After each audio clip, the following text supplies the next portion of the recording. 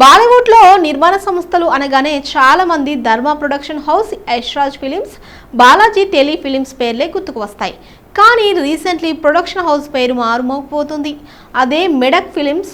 20 ఏళ్ల నుండి నిర్మాణ రంగంలో కొనసాగుతున్న ఈ కంపెనీ ఫేట్ మార్చింది మాత్రం శ్రీ. 2018లో వచ్చిన ఈ సినిమాతో భారీ లాభాలు చూసిన మెడక్ అక్కడి నుండి భారీ సినిమాలను దించుతుంది. విజనరీ నిర్మాతగా మారాడు దినేష్ విజన్. శ్రీ తర్వాత కరోనా వల్ల కొన్ని మంచి సినిమాలు ఓటీటీలోకి తెచ్చింది మెడక్. మళ్ళీ భేదియాతో ఊపందుకున్న నిర్మాణ సంస్థ అక్కడ నుండి వెనుతిరిగి చూసుకోలేదు. ఓవైపు థియేటర్ కంటెంట్ సినిమాలు చేస్తూనే మరోవైపు ఓటీటీ సినిమాలు తెరకెక్కించింది. తేరీ బాతోన్ మే, ఐసా ఉల్జా, జియా, ముంజా, శ్రీ 2, స్కై ఫోర్స్, ఇప్పుడు చావా లాంటి పిక్చర్లతో బ్యాక్ టు బ్యాక్ హిట్స్ అందుకొని టాక్ ఆఫ్ ది బాలీవుడ్ అయింది. మెడక్ పట్టుకుంటే సినిమాకు కాసుల వర్షం కురవడం ఖాయమన్నట్లుగా మారింది.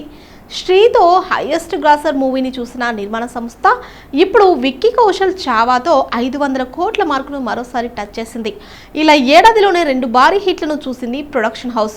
ఇలాంటి సక్సెస్ రీసెంట్ టైంలో మరో నిర్మాణ సంస్థకు లేదని చెప్పొచ్చు. ఈ సినిమా ఇచ్చిన జోష్తో పరం సుందరి, ధామా, బుల్చుక్ మాఫ్, తెహ్రాన్ లాంటి చిత్రాలను నిర్మిస్తుంది మెడక్. వీటిలో ఏది హిట్ కొట్టినా నార్త్ బెల్ట్లో one of the top most production హౌస్గా మారిపోవడం ఖాయం.